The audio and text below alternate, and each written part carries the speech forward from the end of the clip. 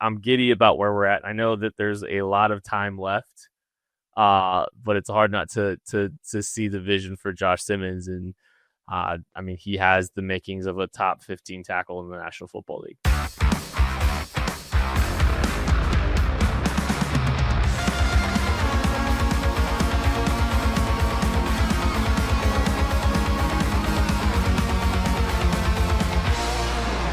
Chiefs Gap Year asks, who is the surprise of camp so far? What say you, Charles?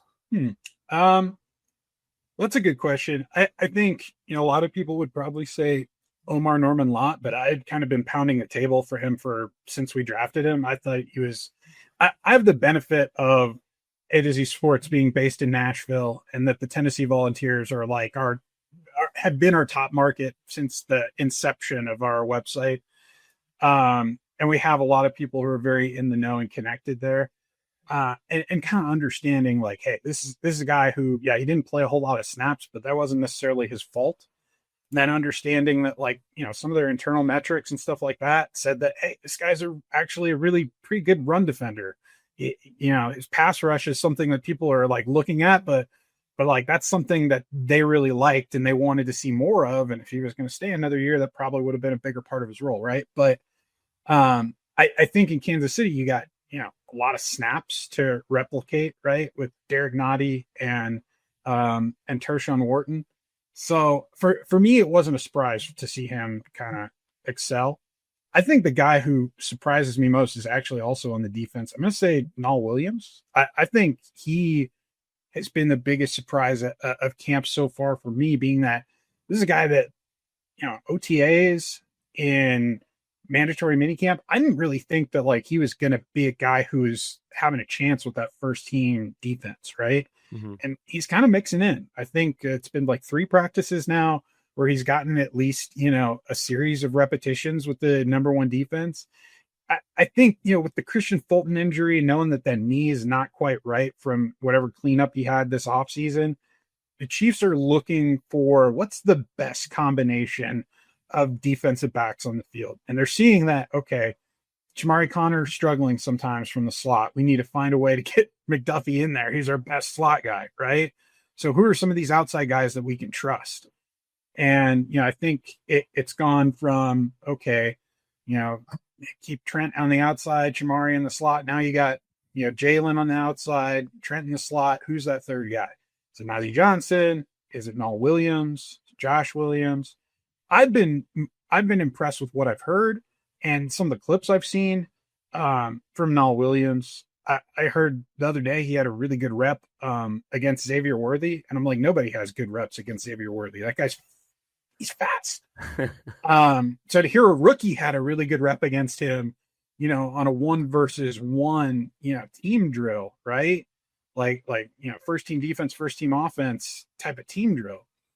That impresses me. That gets my attention and makes me think, okay, could he be potentially that guy opposite Jalen Watson, especially if, let's say we can't get Christian Fulton back on the field in a timely manner where he can get a whole bunch of snaps and get the system down and get comfortable, right? Maybe he has to be that guy off the bench to start the season just because of the injury and where it puts him, right? So I think Williams is probably my guy who's been the biggest surprise for me so far, because I was not expecting that from him. I really liked Null Williams coming out. I've heard good things about Null Williams just the last, this throughout the process. I think he's impressing people. And he's a tailor-made outside corner for Steve Spagnuolo. And he has some ball skills that play. I mean, you don't accidentally get 7 interceptions. That's not something that happens, right? There's legitimate ball skills to what Null Williams provides.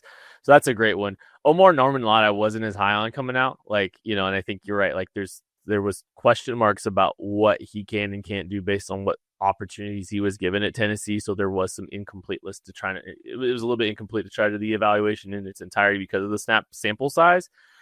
But it's been good to see that he's getting so much love early. I think it's I say it every year. It's like, if I don't love a draft pick, I hope I'm wrong terribly. I hope I'm the most wrong. I hope Omar Norman Lott is Aaron Donald, every year because I just want the Chiefs to have success and I want them to, have good players that make it difficult to figure out who they have to pay and who they don't have to pay, all that kind of stuff. So it has been good to see that Omar Norman Lott is getting run and getting opportunities and turning some heads there. I think for me, I think both those are great, but I think just how rapid, how fast, how accelerated this Josh Simmons story has become is what is, I think, the biggest surprise for me so far, because, the Chiefs are going to keep some of the, they're going to keep some of the medical stuff and some of the progress a little bit at bay. I think they'll try to, and especially with rookies, like they try to tamp some things down a little bit, but just seeing Josh Simmons so rapidly available to start with to start camp, and also to basically just kind of not really make it that much of a competition right now. Jalen Moore's splitting reps over at right tackle more than Josh Simmons. Josh Simmons is getting a lot of burn and a lot of runway right now to just take a stranglehold of that left tackle spot. Rightfully so. Some clips I saw today, I get why he is just, why he seems to be in firm control of that opportunity right there. But it's just so exciting because you hope and you wish that that's the case, right? You hope and you wish that he's just clear head and shoulders above everyone else and is trending in the direction that he's trending. And it really does seem like that's that's the direction that we're heading. And what a game changer that would be if the Chiefs were able to trade back one pick, get Josh Simmons and get Jeffrey Bossa out of this. Yeah. I like that Andy's trying to slow the hype train down a little bit. There's only so much you can do of that when you just keep giving him opportunities, though, right? Mm-hmm. But yeah, I think it's interesting, kind of what I've seen, what I've heard. He's doing really well against like the Mike Danas, the Charles Omenihues. I think the guy he struggled the most with is probably George. And after you just paid him as much as you did, I hope that's the guy that he's struggling against and that can test him. But it's good things so far. And I think the biggest thing too is just like, you can see from some of these guys who have knee injuries when they're coming back, like if I watch like a Jared Wiley, for instance, right now, I can tell that he doesn't fully trust that knee yet. Like there's still some work that he has to do and that he has to put in there. Yep. I don't see any of that from Josh Simmons. If you had told me, if you just put the tape on in front of me of a practice session, and you hadn't told me, that he had a knee injury, however many months ago it was, I would never know. Yeah. And I think this is kind of one of those examples of the Chiefs got to make a decision on Simmons after they had seen progress in the knee. So they had I think they had a better pulse on some of this stuff than others might have, or, it's not like they were tethered to someone that had, a patellar injury immediately. They decided to tether themselves to someone with a patellar injury after they got more information. I think that always matters too. And I think that's what we're finding out a little bit, right? There was certainly still some risk, but I think they felt more comfortable with the risk because of where he was in the developmental timeline, or the recovery timeline when they made the decision on him. So that's just so great.